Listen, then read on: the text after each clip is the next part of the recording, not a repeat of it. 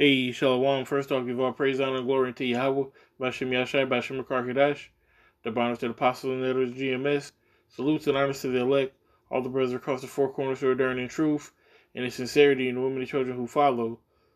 So, I got a couple videos I want to show that just proves that, you know, it gives reasoning, should I say, on why they're going to bring in these military troops. Okay, so first, we all know what problem, reaction, solution is. So I'm going to present the problem. So this is the problem. Then I'm going to show the reaction. We all know the solution is bringing in the troops, which leads to martial law. But this is the problem. Tonight, residents across California bracing for lockdown after weeks of shattering records. The state soaring past 20,000 new cases a day and regions hitting ICU capacity limits. Southern California, including LA and the San Joaquin Valley, faced with a critical shortage of hospital beds, today announcing sweeping new measures to go into effect Sunday at midnight, along with new stay-at-home orders for 5 San Francisco area counties. Banning in-person dining, limiting indoor retail capacity to 20%, and prohibiting gatherings across much of the state, affecting 33 million residents. So that is the problem. So-called Rona is running wild. Let them tell it. And it's a problem. So they need to restrict the people. They need to restrict where you're going. They need to restrict the number of people that are gathering in any given place at any given time. All right, they need to get that control back. Okay, so they're sweeping in with these new stay-at-home measures. So that's the problem. This is the reaction. So give me a moment. All right, so this is the reaction. Newsom announced the possibility of an order. Right after Governor Newsom announced the possibility of an order, several local sheriffs spoke out, perhaps none more forcefully than the Riverside County Sheriff, Chad Bianco, who had some very pointed words for the governor. Take a listen. Attitude toward residents while dining in luxury, traveling, keeping his business open, and sending his kids to in-person private schools is very telling about his attitude toward California residents, his feelings about the virus, and it is extremely hypocritical. These closures and stay-at-home orders are flat out ridiculous. The metrics used for closures are unbelievably faulty and are not representative of true numbers and are disastrous for Riverside County. Now, on top of that, in a tweet, LA County Sheriff Alex Villanueva said, quote, "Since March, we have continued to focus on education and voluntary compliance regarding health orders. Moving forward, we will additionally be conducting targeted enforcement on super spreader events." Now, a similar message was echoed by the Ventura County Sheriff, who said that their goal is voluntary compliance. San Bernardino Sheriff said the same thing as well. And Orange County Sheriff Don Barnes said, quote, "Let me be clear, this is a matter of personal responsibility, not law." Right, so what they're saying is basically they're not going to enforce it. They're not going to push this matter like the governor wants it to be pushed, which is why they're going to have to bring in those military troops. That's the reaction. So the problem was, like I said, the Rona's running rampant. The reaction is, well, even though so-called Rona's running rampant, we're not going to enforce it like the way you want it to. So the solution to the problem is, well, we're going to bring in the military who's going to enforce it the way we want it to, which is why the military is the ones who are bringing in the vaccine, which is why a lot of these, or well, let me actually go ahead and start with the scriptures, because it's going to tell a whole lot. First scripture is 2nd Ezra chapter 15. And we read these scriptures all the time, and definitely in these times I would recommend going over 2nd Ezra 15 and 16. All the precepts that I'm going to get right now are from these two chapters. So this is chapter 15. I'm going to start at really the whole chapter is good, but I'm going to start at verse 15. It says, "For the sword and their destruction draweth nigh, the sword is getting close, and the destruction is getting close. It says that one people shall stand up to fight against another with swords in their hands. All right, so you're going to have a lot of chaos going on in these times. And just like it says in Isaiah, the 12th chapter, it says, and it should be the chase row. All right, it's going to be a lot of confusion going on. Race wars, you know what I'm saying? Class wars. You know, people aren't going to have any, what's to say, the love of many shall wax cold. All right, it's not going to be a jolly folly time in that day. All right, it says, for there shall be sedition among men and invading one another, and they shall not regard their kings nor princes, and the courts of their actions shall stand in their power. So you're going to have a lot going on. Like I said, you're going to have people going against the government. You're going to have cops turning in their badges. If they're not going to enforce this, those cops are going to turn in their badges, and there's going to be no law. They did it during Katrina, which was the ultimate test run. They're going to do it again when this whole thing blows up. So it says, a man shall desire to go into a city and shall not be able, for because of the pride the city shall be troubled, the houses shall be destroyed, and men shall be afraid. Okay, you're going to want to go into a city, and you're going to want to get out of the city, because it talks about how and we're going to get that here in the 16th chapter. It's going to explain the state of the city. It's going to explain, you know, the destruction that's going to be going on, all the death that's going to be going on in the city, and it's not some place that you would want to be at that time. But you're not going to be able to do that if they got all the exits blocked off. Okay, so this is a 2 Ezra chapter 16, starting at verse 18. It says, the beginning of sorrows and great mournings, the beginning of famine and great death. It's going to be so much death around you. It's going to be, you know, regular life to see a dead body, or to hear gunshots, to hear or see a house getting ransacked, to hear women and children screaming, to hear men screaming. All right, that's going to be commonplace in this day, which is rapidly approaching. Okay, and it says, the beginning of wars, and the power shall stand in their fear, and the beginning of evils, what shall I do when these evils shall come? So this is Ezra's like, man, it's going to be, you know, a crazy time.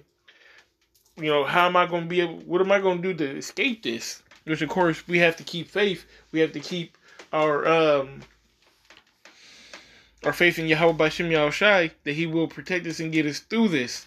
Even though it is a time that never was before, everything that we've been through up until this moment is going to hinge on you know, this time. So when we are going to be pilgrims in the earth, because, you know, you're going to have to acquiesce to this man's system. You're going to have to take his chip. You're going to have his mark. Okay, you're going to have his vaccine, his Maxine. You're going to have your COVID registration. All right, we're going to be persecuted. So, you know, be prepared to lose everything. Be prepared to lose your house, or your family, your car, your job, money, all of that. You have to let all of that go. It ain't gonna matter in that day. Okay. Fuck you. Behold, famine and plague, tribulation and anguish are sent as scourges for the amendment, corrections for amendment. Okay. Okay, so basically, these things are sent to beat your ass, to correct you. All right, but for all these things, they will not turn away from their wickedness, nor be always mindful of the scourges. It says, behold, victuals shall be so good cheap upon the earth, and they that think themselves to be in good case, even then shall evils grow upon the earth, sword, famine, and great confusion. And that's what I've been saying the whole time. It's going to be monstrous out here as far as, you know, people with weapons, people with ill will towards you. And famine is going to be a lack of resources. You're not going to have the ability to just walk into Walmart and, you know, buy some noodles. The shelves are going to be empty. No trucks are going to be coming in. The farms aren't going to be sending out meat. The slaughterhouses are going to be shut down. Nobody's tilling the ground. Nobody's actually working towards a bringing up society. Is going to be tearing down society at this point in time. And all the resources are going to be scarce. It says in great confusion. Like I said, cops are going to turn in their badges. Okay, strong men are going to be afraid. Nigga women going to not mind being the 6th, 7th, 8th, 9th wife. You know, that spirit is definitely going to switch up, but that's a whole nother lesson. For many of them that dwell upon the earth shall perish of famine, and the other that escape the hunger shall the sword destroy. So you can't escape this. It's like you say in Amos, a lion, about the lion, bear, and a snake. Okay, you escaped the lion, then you ran from a bear, you leaned on the house, and the snake bit you. So it doesn't matter whether you die from the famine, whether you get shot, or whether you starve. You know, all that, none of that matters in the day, because whatever's going to get you if you don't got Yahweh B'Shem Yashai on your side. Okay, and the dead shall be cast out as dung, and there shall be no man to comfort them. Like I said, it's going to be a common place to see a dead body. Y'all want to see a dead body? For the earth shall be wasted, and the city shall be cast down. There should be no man to till the earth and to sow it. Like I said, there's not going to be anybody to gather these crops so that you can have some canned corn. Or so that you can go to the grocery store and get you a good old ear. An ear of corn, that is. Or peaches, or grapes, or apples, or whatever it is that you like. All right, there's not going to be a fresh produce section that's still up and popping. It says the tree shall give fruit, and who shall gather them? The grapes shall ripen, and who shall tread them? For all places shall be desolate of men. So that one man shall desire to see another and to hear his voice. It's going to be a really lonely time for people who are, actually surviving in that time. That's not, of the Lord. And even the men of the Lord as well, because, we're going to scarcely be saved. So, it's man, that's why they call it Jacob's trouble. That's why it's a time like it never was before. That's why it's so important that you get this now and remain in this thing and keep your faith and have your works to show with your faith. Because this is not a game. This is not a game at all. For the city, there should be 10 left, and 2 in the field, which shall hide themselves in the thick groves and in the clefts of the rocks. And why is all the people going to be leaving? Because all the hell is broke loose. At this point, all hell is broke loose. There's no law. There's no law. Okay? Except for the military law that they're going to bring in. Okay, and we're going to get to that here in a moment. Verse 29, it says, as in an orchard of olives, upon every 3, there are left 3 or 4 olives. Okay, so like, imagine a big orchard of olives. You know how small an olive is. So you can imagine how many olives are in one tree. That's like New York City, there's millions of people. Imagine, there only being a handful of people in a city that had millions of people in it. That's what it's comparing it to. Or as when a vineyard is gathered and there are some clusters of them that diligently seek through the vineyard. Okay, so when you're picking the grapes, you might miss a couple grapes here and there, and we actually left some for the poor in Israel. That was our welfare system, but it's the same concept. The vast majority of the people are going to be gone. They're either going to leave the city if they can. They're either going to die trying to leave the city. They're going to die. They're going to starve to death. They could have been robbed. They could have been mugged. It's endless possibilities. Okay, you could be in a concentration camp. This is the point. Verse 31 says, even so in those days, there should be 3 or 4 left by them that search their houses with the sword. Who's searching the houses with the sword? Who's going from door to door? Who did it in Katrina? The military. So that's why they're going to have to bring this military in, because there's going to be utter chaos, number one. And number two, the police aren't going to be able to handle it. They're already militarizing the police and getting them in that mind frame. But as the cop just said, he's not going to enforce that shit. He's not going to enforce it the way that they want him to. So they got to bring in those trained soldiers who's going to do everything right the way it needs to be done. So, this is the last scripture I'm going to get. This is 2 Ezra chapter 16. Starting at verse 70, it says, "For there shall be in every place and in the next city a great insurrection upon those that fear the Lord.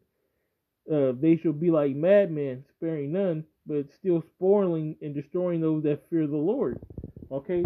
That's the spirit that's going to be out there, man. They're going to be like madmen. It says sparing none.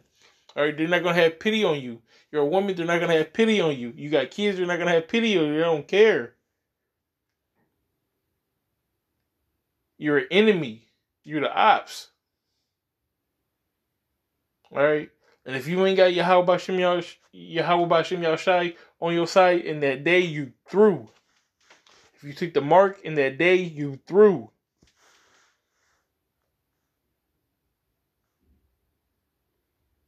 You got to start banking your spiritual money right now and filling it up. Filling it up, man. Every day is an opportunity to go further. Every day is an opportunity to build your works and to prove that you deserve to be in this thing and that you deserve this salvation when it comes. And with that being said, I give all praise, honor, and glory unto Yahweh, B'Shem Yahushai, B'Shem Kadash, the bonus to the apostles and elders of GMS. Salutes and honors to the elect, all the brothers across the four corners, sure during the truth and sincerity, and women and children who follow. Shalom.